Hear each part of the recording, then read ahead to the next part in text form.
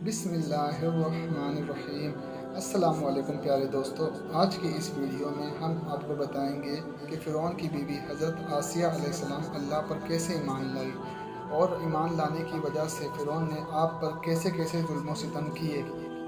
हज़रत आसिया बादशाह मिस्र रियान बिन वलीद की औलाद में से थी। ये रियान बिन वलीद वही बादशाह है जो हज़रत यूसुफ़ अलैहिस्सलाम के ज़माने में बादशाह मिस्र था, जो आप अलैहिस्सलाम पर ईमान ले आई थी। हज़रत आसिया अलैहिस्सलाम मिस्र के इंतहाई ज़ालिम और जाबिर बादशाह फ़िरौन की बीवी थी।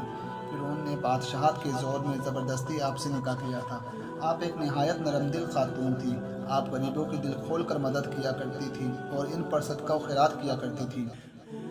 ये वो दौर था जब हज़रत मूसा अलैहिस्सलाम ने बनी इसराइल को कुफर और नाफरमानियों का रास्ता तर्क करके एक अल्लाह की वहदानियत का इतराफ़ करने और इसकी इबादत करने की दावत दी। जब फ़िरौन को मूसा अलैहिस्सलाम के लोगों को हिदायत का रास्ता दिखाने के मामले की खबर हुई तो इसने लोगों को एक बड़े मैदान में जमा किया और अपने बड़े बड़े माहिर जादूगरों को मैदान में उतारा। जादूगरों ने कुछ रस्सियां ज़मीन पर फेंकी जो जादू के ज़ोर से सांप बन गई, जो ज़मीन पर फन फैलाकर चलने लगे और लोगों में खौफ व दहशत फैलाने लगे।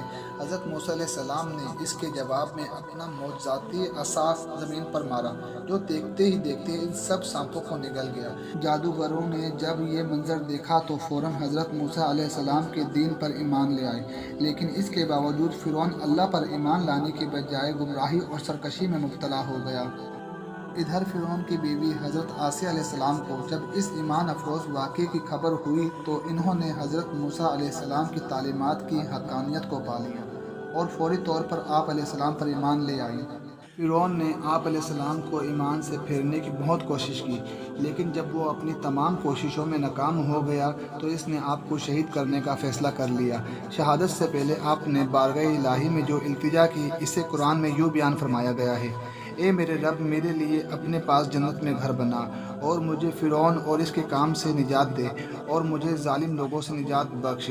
आपकी शहादत का वाक़या कुछ यूँ है कि फ़िरौन ने अपने कारिंदों से कहा, एक बड़ी चट्टान लाओ, अगर चट्टान देखकर भी ये ईमान पर कायम रहती है तो चट्टान इस पर गिरा दो, और अगर ईमान से फिर जाती है तो ये मेरी बीवी है, इसे मत मारना। चुनांचा जब आपके सामने चट्टान लाई गई तो आसमान की तरफ आपको अपना जन्नती महल नज़र आया, जिससे आपके अज़्म इस्तक़लाल में और भी इजाफ़ा हो गया और इसी हालत में आपकी रूह परवास कर गई।